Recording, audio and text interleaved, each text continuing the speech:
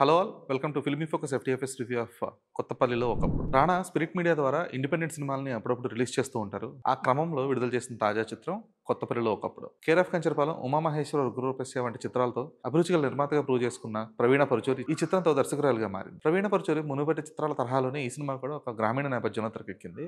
So ఇది mostly 90s సాగే cinema అనమాట. బేసిక్గా ఈ సినిమా కొన్ని క్వశ్చన్స్ని రైస్ చేస్తుంది. అట్ ద సేమ్ టైం చాలా సింపుల్ ఆన్సర్స్ కూడా ఇస్తుంది. ఈ సినిమా కోర్ పాయింట్ ఏంటంటే గుడ్డి నమ్మకం అనేది మంచా చెడా అనేది ఈ సినిమా బేసిక్ రైజ్ చేసే క్వశ్చన్.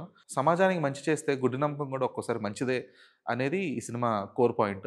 మనోజ్ చంద్ర ఈ సినిమాతో హీరోగా పరిచయం అయ్యాడు. సో చాలా ఆర్గానిక్గా యాస్ట్రిక్గా తెరకెక్కించిన ఈ సినిమా ఏప్రిల్ 18 రిలీజ్ అవుతుంది. ఒక 2-3 డేస్ ముందే ప్రీమియర్ షోస్ ద్వారా ప్రేక్షకులకు కానీ మీడియాకి కానీ ఈ సినిమా చూపించడం అనేది జరిగింది. సో ఈ సినిమాలో ఎగ్జిస్టెన్షియల్ క్రైసిస్ అనేవి చూపించడం జరుగుతుంది అనమాట. అంటే ఒక హీరో పాయింట్ ఆఫ్ వ్యూలో లేదంటే ఒక క్యారెక్టర్ పాయింట్ ఆఫ్ వ్యూలో గుడ్డి నమ్మకానికి లేదంటే ఒక సమాజం మొత్తం నమ్మే నమ్మకానికి తేడా ఏంటి అనేది ఈ సినిమాలో చూపించారనమాట. So cinema basic story line అనేది రివీల్ చేయలేము, ఎందుకంటే that's the main core point of the film, అంటే main hook point of the film. Other than the story line will discuss everything అనమాట. సో ముందు ఈ సినిమా టెక్నికాలిటీస్ గురించి మాట్లాడుకోవాలి. ఈ సినిమాకు కెమెరా వర్క్ వచ్చి పెట్రోస్. సో అతను ఒక యూఎస్ఏ బేస్డ్ కెమెరా పర్సన్. అతని సినిమాని 90% అనమార్ఫిక్ లెన్స్తో తెరకెక్కించడం జరిగింది. సో అందువల్ల ఆ చుట్టూ బ్లర్ ఎఫెక్ట్ అనేది కొంచెం డిస్టర్బింగ్గానే ఉంది. అంటే మోస్ట్లీ మనం అనమార్ఫిక్ లెన్స్ అనేది ఏదైనా డ్రీమీ సీక్వెన్సెస్ కానీ లేదంటే వెడ్డింగ్ కైండ్ ఆఫ్ సీక్వెన్సెస్ కానీ మనం ఇప్పటిదాకా కొన్ని సినిమాల్లో చూస్తూ వచ్చాము.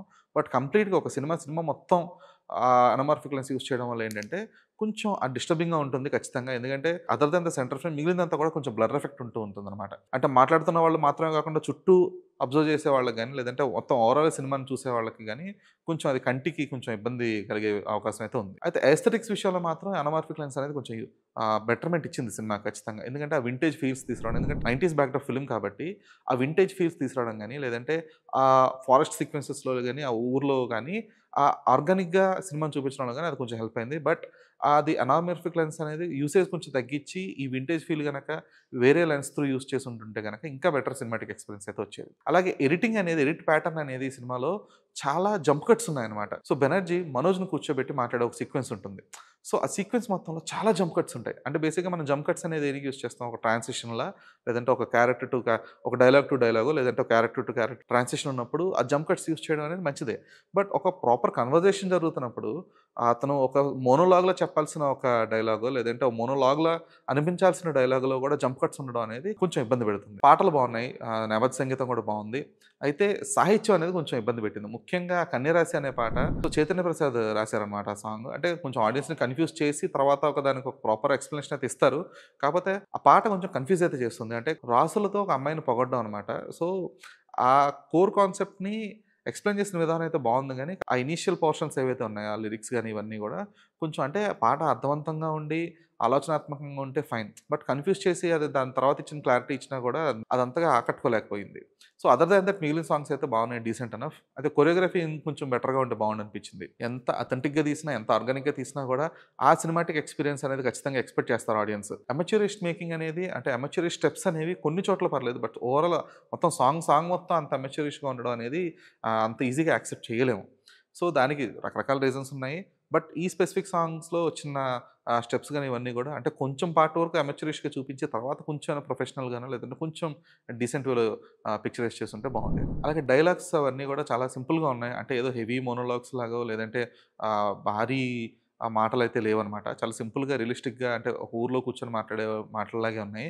అయితే అక్కడక్కడ ఆంగ్ల పదాలు కొంచెం అనవసరమేమో అనిపించిందనమాట. అంటే, అంటే కనీసం చదువుకొని ఒక మనిషి దగ్గరికెళ్ళి అంటే అసల కనీసం పుస్తకం గూడా పట్టుకొని ఒక మనిషి దగ్గరికెళ్ళి 'రవీంద్ర విజయ్' పాత్ర ఈగో ఎక్కువ గదా అంటది.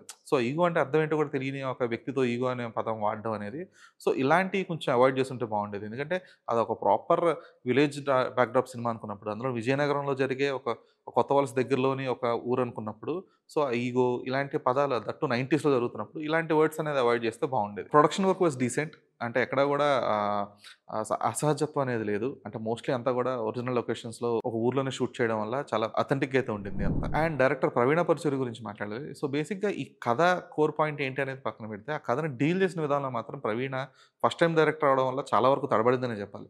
ఎందుకంటే మీ సినిమాకి మెయిన్ కోర్ పాయింట్ ఉండదండి. ఎందుకంటే రామకృష్ణ పాత్ర అప్పటిదాకా ఒక నాన్ బిలీవర్‌గా ఉండి ఒక బిలీవర్‌గా మారే ఒక సీక్వెన్స్ ఉంటుంది. సో ఎందుకని ఆ ట్రాన్సిషన్ జరిగింది? అతను ఆ మంటల్లో ఏం చూసాడు? ఏం చూసి అతనిలో మార్పొచ్చింది? అతన్ని చలింపజేసిన సందర్భం ఏంటి, లేదంటే సన్నివేశం ఏంటి, లేదంటే దృశ్యం ఏంటి అనేది క్లారిటీ ఇవ్వకుండా ఎడిట్ చేసిన ప్యాటర్నే చాలా పెద్ద మైనస్ ఆ సినిమాకి. అంటే అప్పటిదాకా చూసేది, అప్పటిదాకా ఆడియన్స్ కోరుకునేది గూడా రామకృష్ణ క్యారెక్టర్‌లో జరగాల్సిన ట్రాన్సిషనే. కాతే ట్రాన్సిషన్ ఎందుకు జరిగిందనే దానికి ప్రాపర్ సమాధానం లేదు. అందువల్ల సినిమా ఎంత అథెంటిక్‌గా ఉన్నా, ఎంత ఆర్గానిక్‌గా ఉన్నా, ఎంత రియలిస్టిక్‌గా ఉన్నా గూడా, ఆ మెయిన్ చెప్పాల్సిన ఆన్సరే క్లారిటీ ఇవ్వకపోవడంతో, ఆ సినిమా చూసిన ఒక ఇన్‌కంప్లీట్ ఫీలింగే ఉంటుందనమాట. ఆ థియేటర్ నుంచి బయటికెళ్తున్నప్పుడు ఎందుకని ఆపేసాడు? ఎందుకని ఉన్నట్టుండి సడెన్‌గా అప్పన్న స్వామికి జై అన్నాడు? అసలు ఏంటి అనేది ఒక క్లారిటీ లేదనమాట. సో, ఆ ఇన్‌కంప్లీట్‌నెస్‌తోనే థియేటర్ వీడతారు ప్రేక్షకులు గూడా. అలాగే క్యారెక్టర్స్ బిల్డింగ్ గూడా ఇప్పుడు ఫర్ ఎగ్జాంపుల్ 'రామకృష్ణ' క్యారెక్టర్ ఉంటుంది. సో, 'రామకృష్ణ' క్యారెక్టర్ ఏంటి? అతను ఎందుకని అలా బిహేవ్ చేస్తాడు? అతని స్వభావం ఏంటి? ఇలాంటి క్యారెక్టర్ ఆర్క్స్ బిల్డ్ చేయడంలో, ఆ క్యారెక్టర్ ఎస్టాబ్లిష్‌మెంట్స్ బిల్డ్ చేయడంలో గూడా కొంచెం ఇంకా అంటే చాలా ఇమ్మెచ్యూరిష్‌గా అనిపించాయన్నమాట. సో, ఇప్పుడు ఫర్ ఎగ్జాంపుల్ 'రామకృష్ణ' క్యారెక్టర్ ఇది. ఇంకా చెప్పాలంటే 'అప్పన్న' క్యారెక్టర్ ఎస్టాబ్లిష్‌మెంట్ చేసిన విధానం బావుంది. అది గూడా బెనర్జీ క్యారెక్టర్ ద్వారా. అంటే ఆ రెడ్డి గారు క్యారెక్టర్ ద్వారా. సో, అతను ఎలా ఉండేవాడు? అతను ఎలా ఎదిగాడు? ఇదంతా కూడా చాలా సింపుల్ ఒక స్పెసిఫిక్ సీన్‌లో చెప్పేసారు అదంతా. మనోజ్ ప్లే చేసిన 'రామకృష్ణ' క్యారెక్టర్ కూడా ఎస్టాబ్లిష్‌మెంట్ అవసరం. అలాగే మిగిలిన పాత్రలు ఏవైతే ఉన్నాయో, ఆ బాబాయ్ క్యారెక్టర్ కావచ్చు, లేదంటే అత్త క్యారెక్టర్ కావచ్చు, ఈ క్యారెక్టర్స్ అన్నిటికి కూడా ఎస్టాబ్లిష్‌మెంట్ కావాలి. ఎందుకంటే ఎస్టాబ్లిష్‌మెంట్ ఉండి వాళ్ళ క్యారెక్టర్ ఏంటి, లేదంటే వాళ్ళ క్యారెక్టర్ ఆర్క్ ఏంటి అని తెలిసినప్పుడే వాళ్ళ పే ఆఫ్స్ బావుంటాయి. ఇప్పుడు వీళ్ళందరికీ పే ఆఫ్స్ బానే ఉన్నాయి. అంటే వాళ్ళకొక ట్రాన్సిషన్ ఉండింది. ఆ క్యారెక్టర్ పే ఆఫ్స్ బావున్నాయి. ఎస్టాబ్లిష్‌మెంట్స్ లేకపోవడం వల్ల పే ఆఫ్స్ అనేది ప్రాపర్‌గా వర్కౌట్ అవ్వలేదు. అంటే ఆడియన్స్ ఆ క్యారెక్టర్స్ ట్రైట్స్‌తో గాని, లేదంటే ఆ క్యారెక్టర్ జర్నీతో గాని ఆడియన్స్ ట్రావెల్ అవ్వలేరు. ఈ కీ ఫ్యాక్టర్ అనేది మిస్ అయింది. సో, డైరెక్టర్‌గా ప్రవీణ పరుచూరి చాలా తడబడిందని చెప్పాలి. అంటే కొన్ని ఎస్థెటిక్స్ విషయంలో, కొన్ని పాత సినిమాల రిఫరెన్స్‌ల విషయంలో ఫర్ ఎగ్జాంపుల్ 'రాఘవేంద్రరావు' గారి సీన్స్ కొన్ని రీక్రియేట్ చేసే బదులు ఆ సీన్స్‌నే తీసుకొచ్చి ఈ సినిమాలో ప్లేస్ చేయడం అనేది, లేదంటే ఆ రికార్డింగ్ డాన్స్ సాంగ్స్ గాని, ఇవన్నీ కూడా అక్కడక్కడ కొంచెం వంశీ గారి స్టైలు, 'రాఘవేంద్రరావు' గారి స్టైలు ఇయి కనిపించాయి. సో, వాటిలో వరకు పర్లేదు. బట్ ఏదైతే ఎస్టాబ్లిష్‌మెంట్స్ ఉన్నాయో, లేదంటే ఈ జస్టిఫికేషన్స్ ఏవైతే ఉన్నాయో అక్కడ మాత్రం ఆవిడ తడబడ్డారు. పెర్ఫార్మన్సెస్‌లో అందరికంటే ఆబ్వియస్‌గా 'రవీంద్ర విజయ్' ఎక్కువ స్కోర్ చేశారు. సో, అతని క్యారెక్టర్ కనబడేది చాలా తక్కువ సేపు. అంటే లిటరల్లీ తిప్పి కొడితే ఒక 15-20 మినిట్స్ కూడా ఉండదనమాట అతని క్యారెక్టర్ సినిమాలో. బట్ అతను క్రియేట్ చేసే ఇంపాక్ట్ ఏదైతే ఉందో, అంటే ఒక సైలెన్స్‌తో కూడిన క్రూరత్వం అనమాట అది. అంటే ఎక్కడ లౌడ్‌గా ఉండదు. చాలా సింపుల్‌గా ఉంటది. బట్ చాలా అంటే ఆ బూతులు కూడా ఎలా ఉంటాయంటే, అవి ఇంకా స్పష్టంగా మాట్లాడగలిగితే గనక పచ్చి బూతులవి. బట్ వాటిని ఒక డైలాగ్స్ వెర్షన్‌లో కన్వర్ట్ చేసి వాటిల్ని అతని త్రూ చెప్పించిన విధానం అయితే బావుంది. సో, ఆ క్యారెక్టర్ ట్రైట్ అనేది చాలా బావుందనమాట. సో, అంటే ఆ క్యారెక్టర్‌లో అంటే ఒక పెద్ద మనిషి, లేదంటే ఒక బాగా డబ్బున్న వ్యక్తికి ఉండే ఒక బలుపు గాని, లేదంటే అతనికుండే ఒక అధికార దాహం గాని, లేదంటే డబ్బు దాహం గాని, ఇవన్నీ కూడా చాలా బాగా చూపిచ్చారు అతని క్యారెక్టర్‌లో. సో, ఆ క్యారెక్టర్ అతను ప్లే చేసిన విధానం కూడా అంతే బావుంది. అలాగే 'రామకృష్ణ' నటించిన 'మనోజ్' గూడా. సో, అతనికిది మోస్ట్‌లీ తెలుగులో అయితే ఫస్ట్ సినిమానే. అంతకుముందు ఒక నైజీరియన్ ఫిల్మ్ చేసున్నాడు. యాక్టింగ్ పరంగా కొంచెం ఎక్స్‌పీరియన్స్ ఉంది. బికాస్ ఆఫ్ షార్ట్ ఫిల్మ్స్ ఇవన్నీ చేసుండంగా. బట్ ఒక తెలుగు సినిమాలో హీరోగా చేయడం అయితే ఇదే ఫస్ట్ టైము. అతని పెర్ఫార్మన్స్ కూడా బావుండింది. అంటే ఒక ఊర్లో తిరిగే ఒక నార్మల్ సాదా సీదా కుర్రాడుగా లేదంటే ఆ చిన్న తుత్తరపాటు గాని, ఇవన్నీ కూడా చూపించే విధానం ఉంటుంది గదా! సో, అతను వాటిలిని చాలా బాగా ప్రొజెక్ట్ చేశాడు. అంటే చాలా రియలిస్టిక్‌గా ఉంది ఆ క్యారెక్టర్. ఆ మీస కట్ గాని, లేదంటే హెయిర్ స్టైల్ గాని, ఆ డ్రెస్సింగ్ గాని, ఇవన్నీ కూడా చాలా బాగా ప్రాపర్‌గా చూసుకున్నాడు. అందువల్ల ఆ రామకృష్ణ క్యారెక్టర్ చాలా బాగా వర్కౌట్ అయిందని చెప్పాలి. అండ్ అదర్ దాన్ దట్ మిగిలిన బెనర్జీ క్యారెక్టర్ గాని, బెనర్జీని చాలా రోజుల తర్వాత ఒక కంప్లీట్ ఫుల్ లెంగ్త్ రోల్‌లో చూడడం జరిగింది. అంటే యాక్చువల్‌గా ఈ సినిమా మొత్తంలో బెనర్జీ క్యారెక్టర్ చాలా రైషియస్‌గా ఉంటది. సో, ఆ రైషియస్ క్యారెక్టర్ ఎలాగ కొంచెం నెగెటివ్‌గా కన్వర్ట్ అయింది. ఎందుకని అది అలాగా ట్రాన్సిషన్ అయిందనేది చూపించిన విధానం కూడా బావుంది. అతను ఆ క్యారెక్టర్‌లో చాలా ప్రాపర్‌గా అంటే ఆ పెద్దరికం చూపించే విధానం ఉంటుంది గదా! ఇవన్నీ కూడా చాలా బాగా ప్రొజెక్ట్ చేశాడు. అలాగే ఆదిలక్ష్మి పాత్ర పోషించిన అమ్మాయి గాని, సావిత్రి క్యారెక్టర్ ప్లే చేసిన అమ్మాయి వీళ్ళిద్దరు అమ్మాయిలు కూడా చాలా సింపుల్ రోల్స్ ఇవన్నీ కూడా. కాకపోతే ఆ సింపుల్ రోల్స్‌లో కూడా అంటే వాళ్ళు మోస్ట్‌లీ ఆర్గానిక్‌గా కనిపించడానికి మాక్సిమం ట్రై చేశారు. బట్ ఆదిలక్ష్మి పెర్ఫార్మన్స్ అనేది అంటే ఆ అమ్మాయి పాత్ర నుంచి ఒక కామెడీ పండుతుంది. ఒక ఎమోషన్ ఉంటుంది. ఒక రియలిస్టిక్ అప్రోచ్ ఉంటుంది. అంటే మనం ఒక చిన్న ఒక స్పెసిఫిక్ సీక్వెన్స్ అయితే 'ఆర్య 2' సినిమాని గుర్తు చేస్తది. ఆ అమ్మాయి పాత్ర. బట్ అదర్ దాన్ దట్ ఆ అమ్మాయి she was natural. And Savitri character play చేసిన మెయిన్ హీరోయిన్ లీడ్ కూడా she was also natural.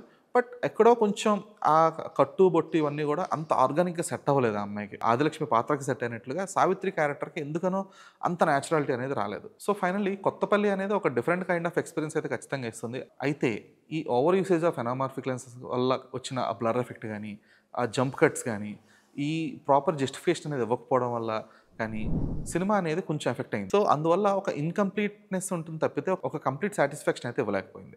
So, other than that for the kind of organic touch and rural drama ఎగ్జిక్యూషన్‌కి ఆడియన్స్ కెన్ ట్రై వాచింగ్ 'కొత్తపల్లిలో' in theatres. This is Dheeraj signing of.